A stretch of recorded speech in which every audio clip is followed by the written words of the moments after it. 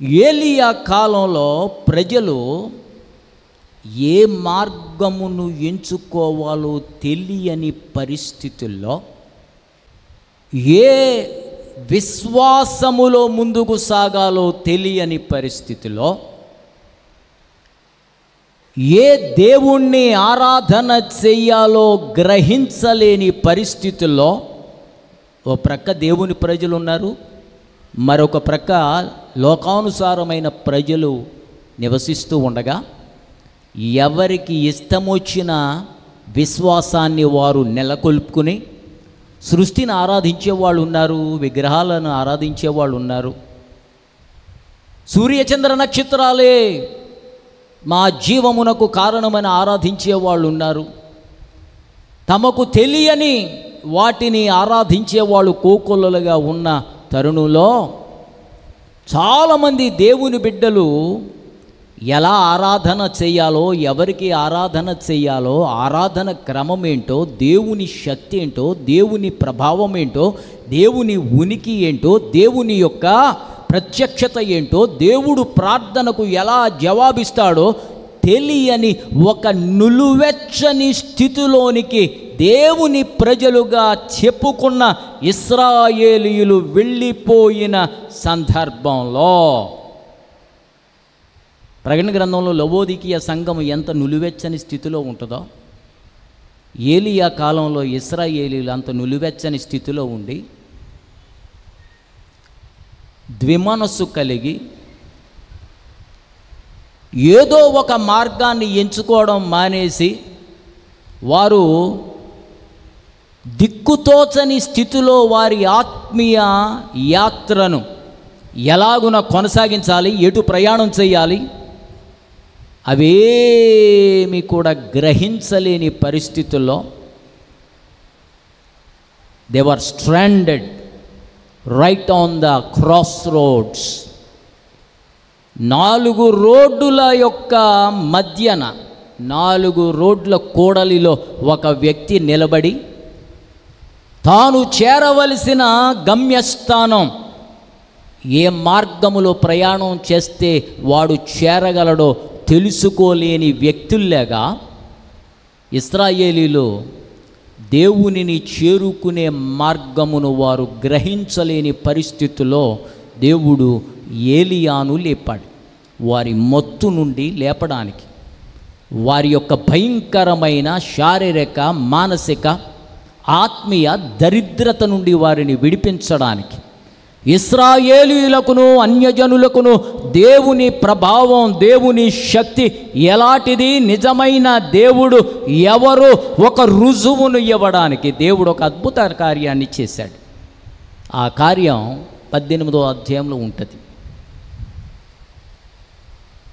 నిజమైన దేవుడు ఒకవేళ మీరు ఆరాధించే దేవుడైతే, నేను సిద్ధం చేస్తున్న ఈ బలిపీఠం మీద అర్పణ, ఇక్కడ తవ్వబడిన కందకములో పోయబడిన నీరు, దాని మీద పేర్చబడిన బలిపీఠం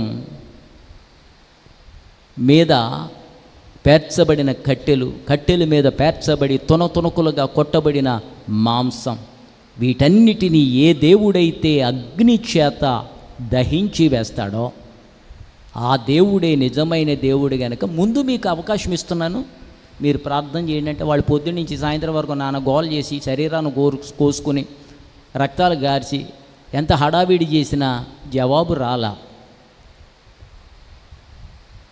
ఏలియా ఒక వింతైన పని చేశాడు.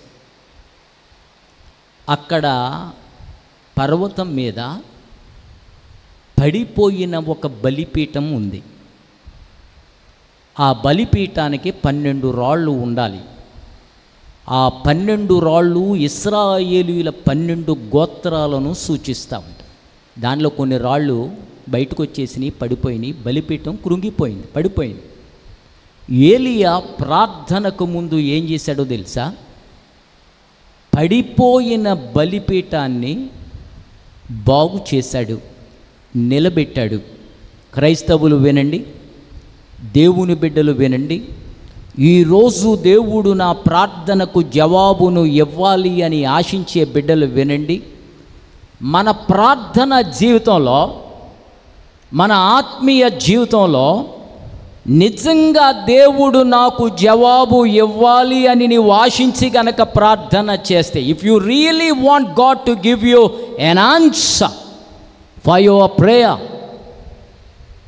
For your intercession, when you plead, when you ask, when you beg at the feet of Jesus and asking him to give you a sign or an answer, ఒక జవాబు కానీ నీ బ్రతుకులో ఒక సూచన కానీ నాకు ఈయన అని నువ్వు ప్రార్థన చేస్తూ ఉన్నప్పుడు దేవుడు నీకు జవాబును లేక సూచనను ఇవ్వాలి అని అంటే, అద్భుతాన్ని చెయ్యాలి అని అంటే నువ్వు మొదట ఏం చేయాలో తెలుసా?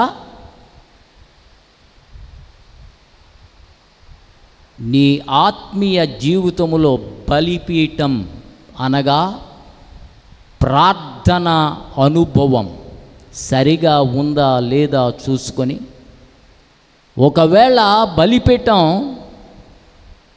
కృంగిపోయిందేమో, వంగిపోయిందేమో, రాళ్ళు రాలిపోయినాయేమో, ప్రార్థనకి బలిపీఠానికి ఏ సంబంధం? నా ప్రార్థన దేవుడు వింటాడులే అని ఏలియా వెళ్ళి మోకరించి ప్రార్థన చేసేలా అక్కడ బలిపీఠం పడిపోయి ఉండడం చూశాడు. పడిపోయిన బలిపీఠాన్ని ఇశ్రాయేలీయుల 12 గోత్రములకు సూచనగా ఉన్న వారందరికీ సూచనగా ఉన్న బలిపీఠాన్ని పునర్నిర్మాణం చేశాడు. అంటే నీ కుటుంబంలో ప్రార్థన మానేసిన వాళ్ళందరినీ నువ్వు ముందు ప్రార్థనలుగా నడిపించాలంటే ముందు మనం ప్రార్థన చేయాలి. ప్రార్థన భోజనం దగ్గరగా చేసేది అర్థమైంది. అక్కడ కూడా సరిగా చెయ్యం మనం. ఆమె అనకముందే ఈ 5 ఏళ్ళు గొంతుకులోకి వెళ్ళిపోతుంటాయి మనకి, ప్లేటుతో సహా. ఆ ప్రార్థన కాదు, రహస్యమందు నిన్ను చూచే ఆ పరమ తండ్రి మెచ్చే ప్రార్థన మనము చేయగలగాలి. పడిపోయిన బలిపీఠాన్ని గనక తిరిగి కట్టగలిగితే ఏలియాకు ఎలాగున అగ్నిలో నుండి జవాబు ఇచ్చాడు. దేవుడు అగ్ని వంటి మహాశ్రమలలో కూడా ఆయన అద్భుతమైన శక్తిని నీ ఆత్మీయ జీవితంలో రుజువు చేస్తాడు అని చెప్పడానికి ఏ విధమైన అనుమానము లేదు. నమ్మిన బిడ్డలు దేవునికి స్తోత్రాలు చెల్లించండి.